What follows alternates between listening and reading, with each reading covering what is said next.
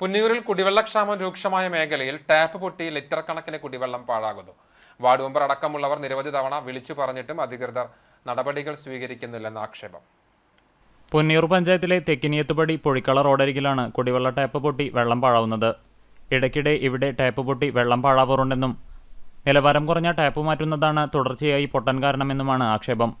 റോഡരികിലെ മരങ്ങളിൽ നിന്ന് ചില്ലകളും തെങ്ങിൻ മുകളിൽ നിന്ന് ഉണങ്ങിയ ഓല, തേങ്ങ എന്നിവ പൈപ്പിന് മുകളിലേക്ക് വീഴുന്നതും ടാപ്പ് പൊട്ടുന്നതിന് കാരണമാകാറുണ്ട്.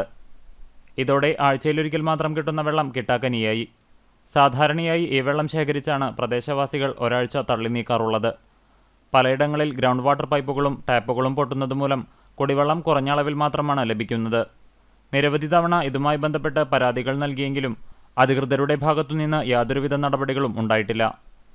എത്രയും പെട്ടെന്ന് പൊട്ടിയ ടാപ്പ് മാറ്റി നിലവാരമുള്ള പൈപ്പുകൾ സ്ഥാപിച്ച് പ്രദേശവാസികൾ അമൂല്യനിധിയായി ഉപയോഗിക്കുന്ന കുടിവെള്ളത്തിന്റെ വിതരണം കാര്യക്ഷമമായി പുനഃസ്ഥാപിക്കണമെന്നാണ് നാട്ടുകാരുടെ ആവശ്യം.